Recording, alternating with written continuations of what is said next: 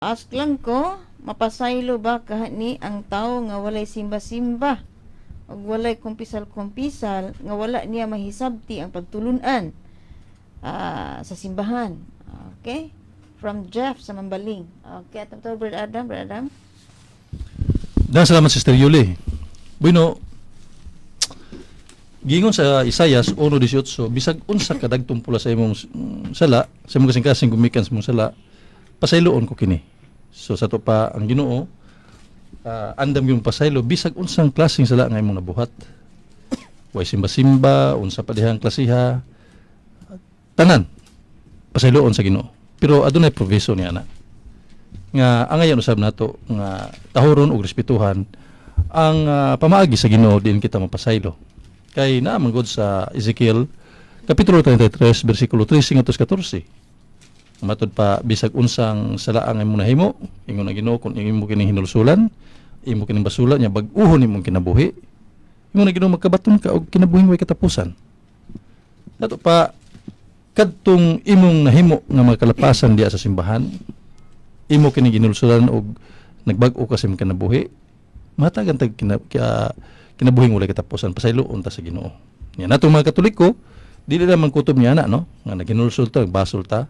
Nato mga Katoliko, kinahanglan espirituhan nato ang sakramento nga gitukod sa Ginoo, sakramento sa pakighiuli or the sacrament of confession or reconciliation. Kinahanglan ang mga kaigsunan diha sa balaang kasulatan, no? Diha sa Proverbio kapitulo 28:13, nga kumpisal ang inyong nasala. Nya Ecclesiastes 5:6, asa man nato kumpisal sa pari sa Dios. Munang diha sa buong tugon giklaro sa atong Ginoong Kristo, pinaagi sa iyahang unang mga kaparian ang mga apostoles bisag kinsang sala nga inyong pasayloon sa langit mapasaylo kini. Usa kini ka sakramento nga gitukod sa Ginoo diha gyud sa iyang simbahan.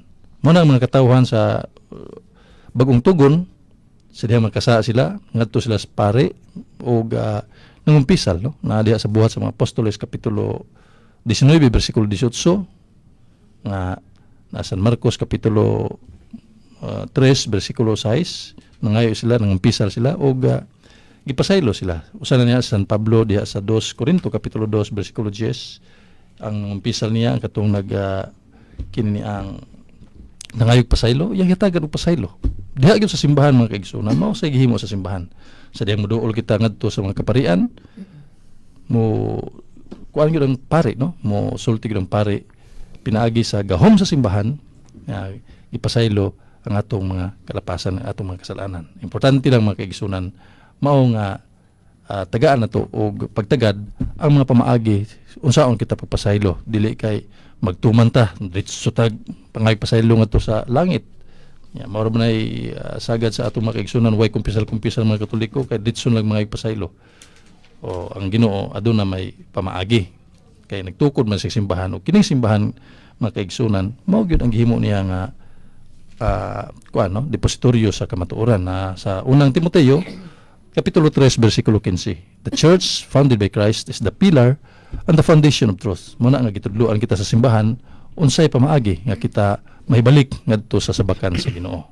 Kay pinaagi niya na then bisag unsang kalapasan nato nahimo Sister Yuli, mahibalik kita og maibalik nato ang sanctifying grace nga nawala gumikan sa sala nga ato nahimo nga